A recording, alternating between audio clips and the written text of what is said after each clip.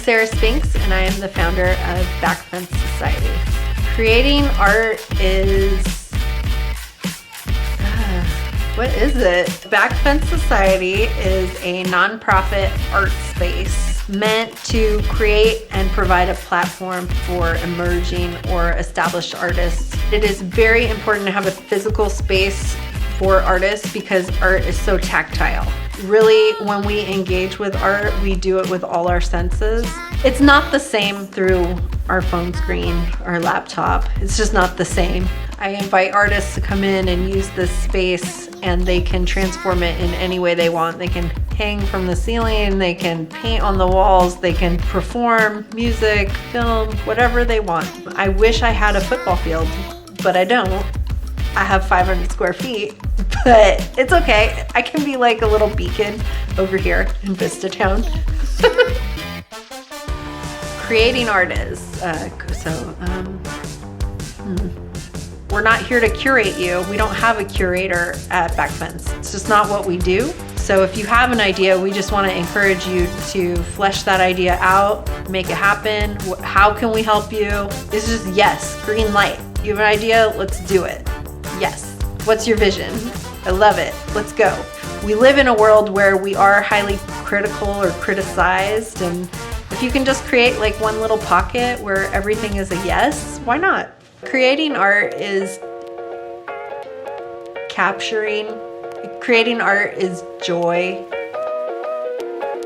COVID has changed the space over here to, we can't have group receptions, which is really unfortunate because that was a big part of like our energy of the space. I'm encouraging people when they come in and they use the space to, like we're not gathering, we're wearing masks, we're using our outdoor space a lot. We used to cram people in here. It'd be like 30 people in here. It was really fun, like energy, just a lot of people in a little space, and we just can't do that right now. So, and it'll be a while before we can do that again.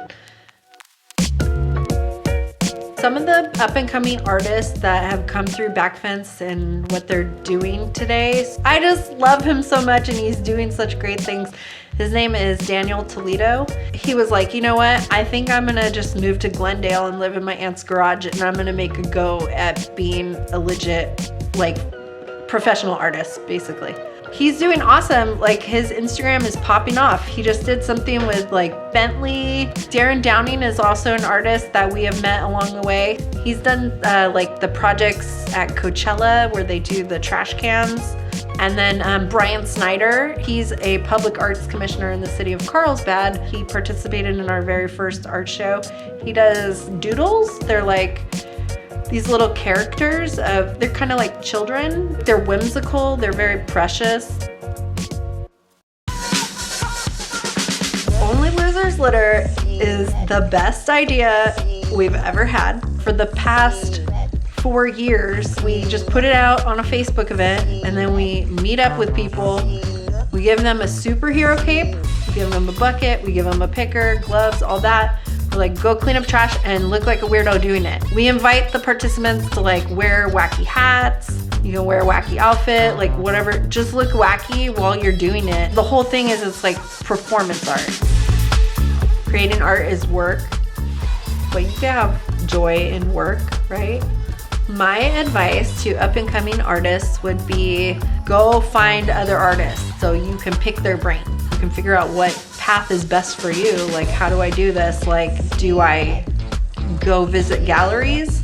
Am I a commercial artist? Am I on Etsy? How am I doing this? What fits me the best? My other advice for an emerging artist, show up. Show up at your community art events, like be part of a scene. Find your community, find your people, like blow it up. Think of your audience is another piece of advice. You have your higher end pieces, right? Like those canvases that you tricked out and you spent hours and hours on. But then you have little things that are really accessible to people. So let's keep it real. We're in Vista town. People are not really buying $500 pieces of art all the time, but they will buy your postcard set for 20 bucks.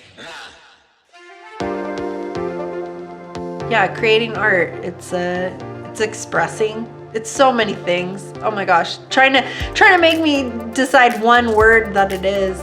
We live in a really capitalist society, so everybody's like, oh well, okay, you drew that picture. Oh my God, you should start an Etsy store. You should make money and da da da da da. And then they took all the joy out of it from you right away, like before you even got into it. People really need to recognize like what a coping mechanism art is. Art literally has always helped people cope with the crazy ass world that we live in. I'm really lucky because I get to make art and make money at the same time, pre-COVID. And then I have this space where I just get to engage with creative people and I get to help them incentivize it or like monetize it in some way. Or maybe they don't, who cares? Just do it. You can't do it wrong.